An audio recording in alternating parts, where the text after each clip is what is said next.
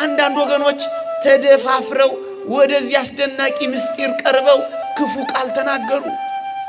እስኪ በመጽሐፍ ቅዱስ ላይ ያምጧ። እናቱን ማርያምን ያለ መንፈስ ቅዱስ ጥበቃ የተወበት ጊዜ የለም ነው። ይሄ ነው ቁም ነገሩ። ከአንበሶች ጉድጓድ ከነምሮችም ተራራ፣ አዎ ከሊባኖስ ነይ እያለ ደግሞ መጮህ ይጀምራል።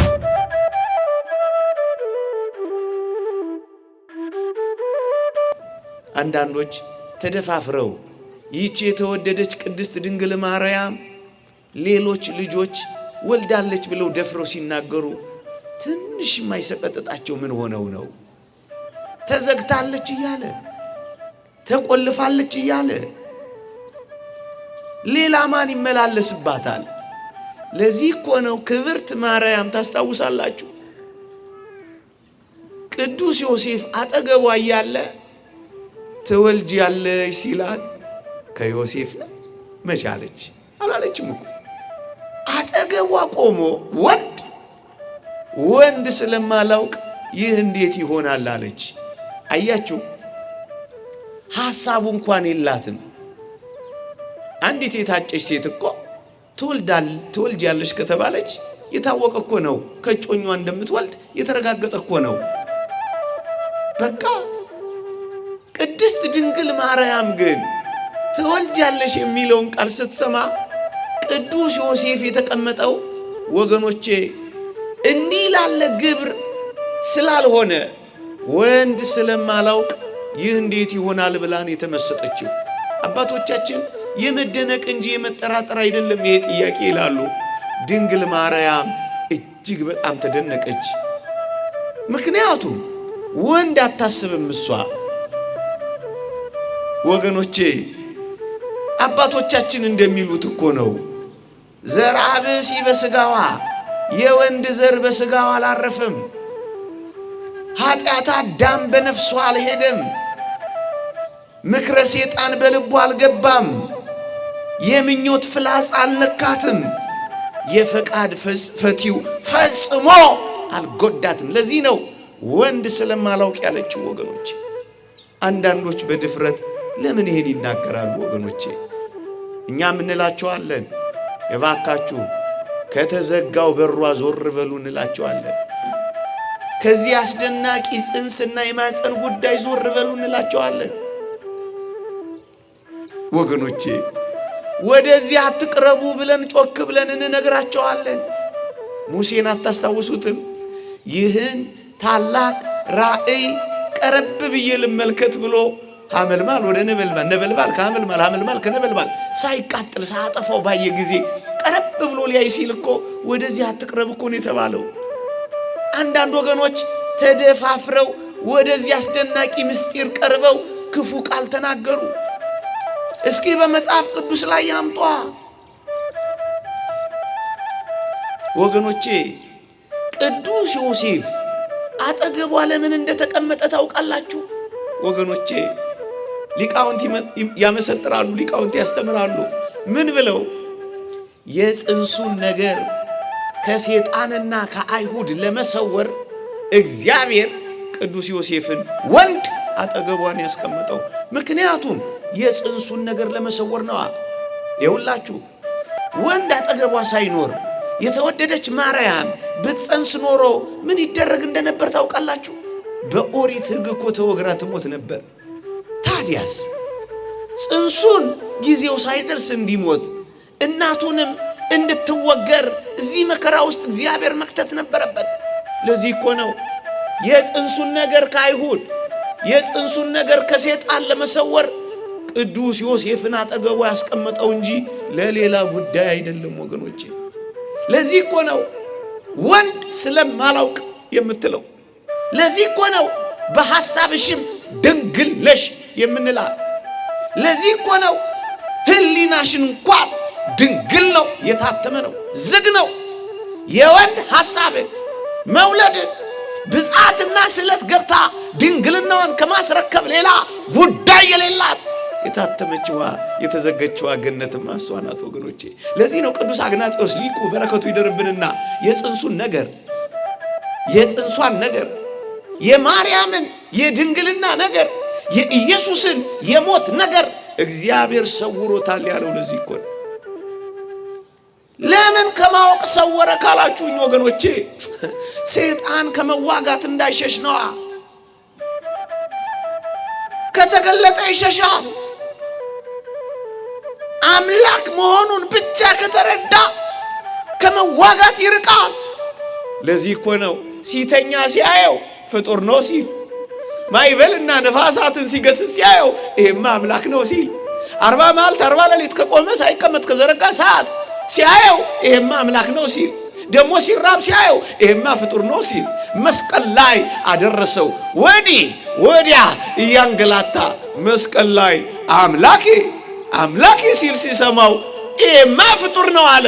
በእሳት ዛንጃር በነፋስ አውታር መስቀል ላይ ሲወጥረውስ ውሰድ አለው።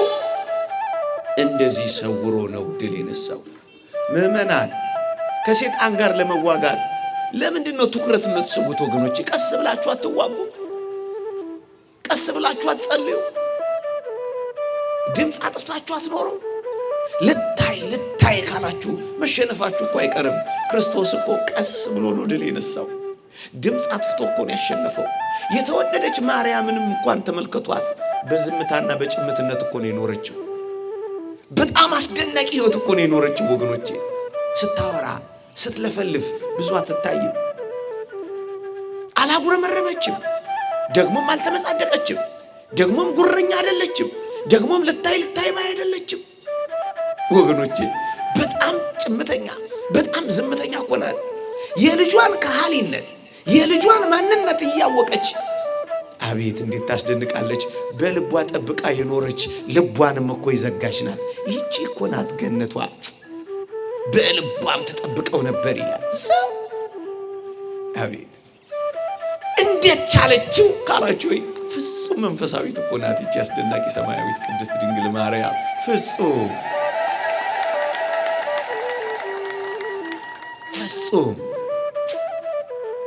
በዛ ሁሉ መከራዋ በልጅነቷ ወላጆቿን አጣ። በምኩራብ አስገብተዋት መቅደሳችንን ታረክሳለች ትውጣ እያሉ ሲያባርሯት፣ ልጇ ያው ሁሉ መከራ ሲደርስባት በዝምታ የኖረች ልቧን የጠበቀች ገነት አድርጋ የዘጋች ሰማያዊት ቅድስት ድንግል ማርያም እመቤታችን እኮ ናት። የታተመችዋ ገነት፣ የተቆለፈችዋ ገነት፣ የታተመችዋ ምንጭ ፈሳሽ ገነትማ እሷ ናት። በምስራቅ የተተከለች ወገኖቼ፣ ከአዳም ሌላ በገነት ዳግመኛ እስከሚገቡባት ልጆች እንዳልተመላለሱባት ከክርስቶስ ሌላ ማንም ልጅ ያልተመላለሰባት እመቤታችን ቅድስት ድንግል ማርያም ልዩ ናት። ለዚህ እኮ ነው ገነት ገነት ገነት የምትባለው ወገኖቼ። ገነትነቷን ነው ማስጎበኛችሁ ወገኖቼ። ገነት ከሆነች በኋላ ምን እንደሚሆን አስከትዬ ነግራችኋለሁ። ገነት የታጠረች ንጹህ የአትክልት ቦታ ነች። ገነት የታጠረች ንጹህ የአትክልት ቦታ ነች፣ የሞተ ነገር የሌለባት። እደግመዋለሁ። አይሁድ በልማዳቸው በንጹህ የአትክልት ቦታ ሬሳ አይቆፍሩም፣ ሬሳ አይቀብሩም፣ መቃብርም አይቆፍሩም። በንጹህ የአትክልት ቦታ ስሙኝ፣ በንጹህ የአትክልት ቦታቸው ሬሳ አይጥሉ፣ መቃብርም አይቆፍሩም። አይሁድ በልማዳቸው ምን ማለት ነው? ገነት ንጹህ የታጠረ ልዩ ቦታ ናት ወገኖቼ። የሞተ ነገር የማይገባባት ቦታ ናት። አዎ የሞተ ነገር በሷ ውስጥ የሌለ አስደናቂ ንጹህ የሆነች እመቤታችን ቅድስት ድንግል ማርያም እኮ ነች። የሞተ ነገር በሷ ውስጥ የለም። ምን ማለት ነው? ሙት የሆነው አዳማዊው የሞተው ባህሪ በሷ ውስጥ ያልተገኘ ንጹህ የአትክልት ቦታችን፣ ንጹህ ገነታችን ቅድስት ድንግል ማርያም ነች። ለዚህ ነው ገነት ገነት ገነት ገነት ያልኳችሁ። 1 በምስራቅ የተተከለች፣ 2 ዕፀ ሕይወት ክርስቶስ የበቀለባት፣ 3 ማየ ሕይወት ኢየሱስ ክርስቶስ የፈለቀባት፣ 4 ሌሎች ልጆች ያልተመላለሱባት የተዘጋች፣ 5ኛ ንጹህ የታጠረች የሞተ ነገር የሌለባት ማርያም ነች። አንድ ብቻ ግን አለ በንጹህ የአትክልት ቦታ የተቀበረ። እሱ ማን ይመስላችኋል? ኢየሱስ ክርስቶስ ነው። በጌቴሴማኒ የተቀበረ። ለምን ይመስላችኋል በንጹህ የአትክልት ቦታ ኢየሱስ ክርስቶስ የተቀበረው? እሱ እጽዋት አያደርቅም ያለመልማል እንጂ። እሱ የባህሪ አምላክ ነው ይፈውሳል እንጂ። እሱ ሕይወት ነው ሞት አይደለም እንጂ። ለዚህ እኮ ነው በንጹህ የአትክልት ቦታ የተቀበረ አምላካችን ብቻ።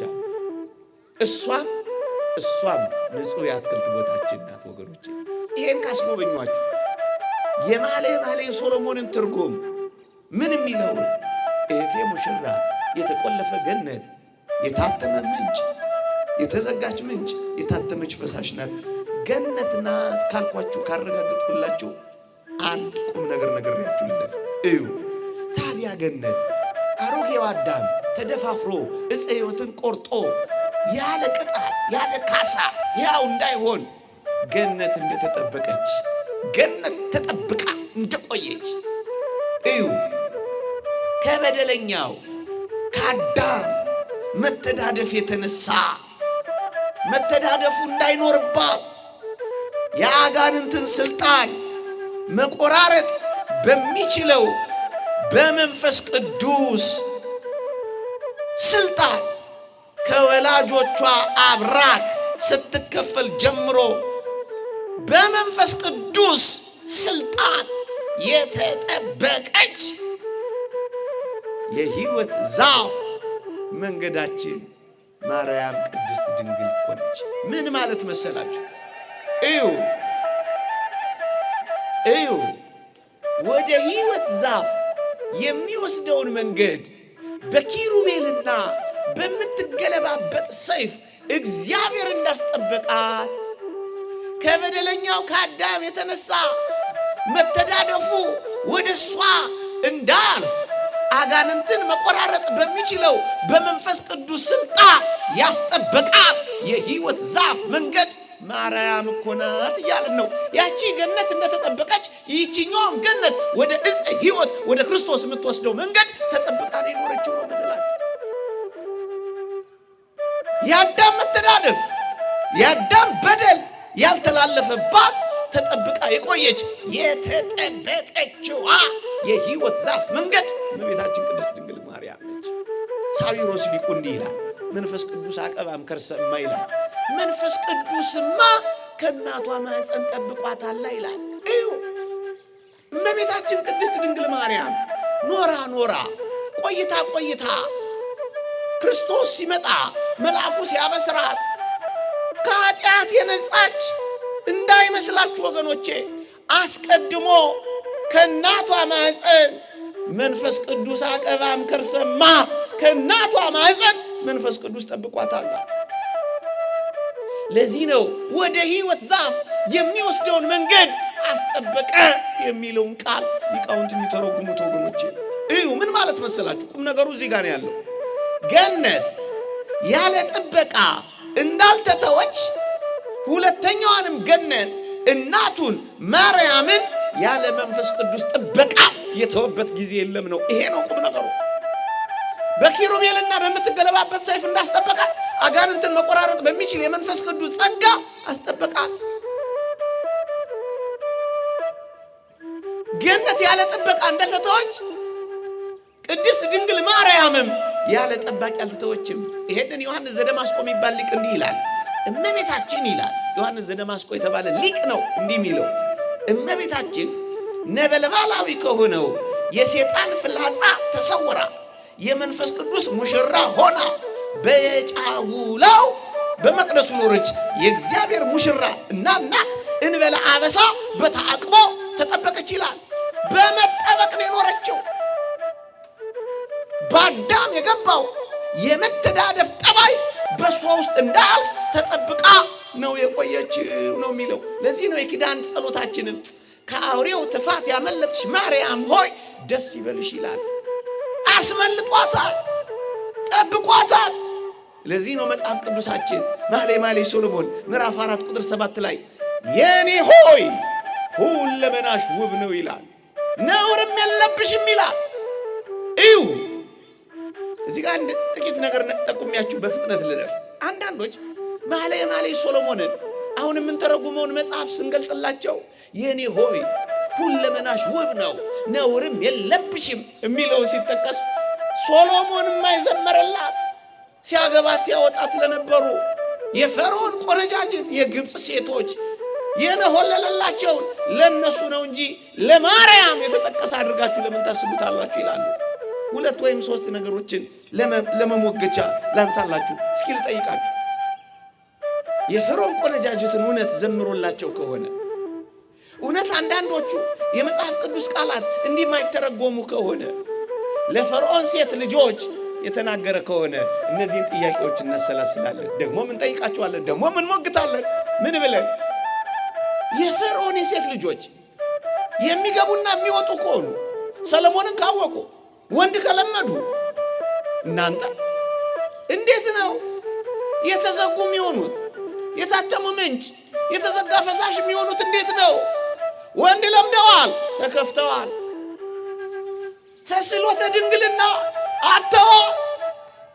ታዲያ እንዴት የተዘጋ ገነት፣ የተቆለፈ ገነት፣ የተዘጋ ምንጭ፣ የታተመ ፈሳሽ መሆን ይችላሉ? ታትማ የወለደች ተዘግታ የጸነሰች አንዲት ብቻ በምድር ላይ አለች። ከፀሐይ በታች አዲስ ነገር ቢኖር የእመቤታችን የቅድስት ድንግል ማርያም ጉዳይ ነው። የልጇ የጽንሱ ጉዳይ ነው። ምዕመናን ሌላ ማን አለች? እንዴት ለፈርዖን ልጅ የሚጠቀስ ይሆናል? ተከፍተዋላ፣ አጥተዋላ፣ አልታተሙም፣ አልተዘጉም፣ አልተቆለፉማ። ሁለተኛ የኔ ሆይ ሁለመናሽ ውብ ነው ነውርም የለብሽም ያለው እውነት ለፈርዖን የሴት ልጆች ከሆነ እውነት ወንድ ከለመዱ ወጣ ገባ ካሉ ከሄዱ ካወቁ ምንም ነውር የለባቸው። ሁለት እንዴት ነውር ይታጣባቸዋል? በምድር ላይ ሰው ኖሮ እንዴት ነውር ይጠፋዋል? ሁለት ሶስተኛ አስደናቂ ሌላ ሐሳብ ልስጣችሁ። እዩ እዛው አሁን የጠቀስኩላችሁ ምዕራፍ 4 ቁጥር 8 ላይ የኔ ሆይ ሁለመናሽ ውብ ነው ነውርም የለብሽም ካለ በኋላ እንዲህ ይላል፣ ከአንበሶች ጉድጓድ ከነምሮችም ተራራ፣ አዎ ከሊባኖስ ነይ እያለ ደግሞ መጮህ ይጀምራል።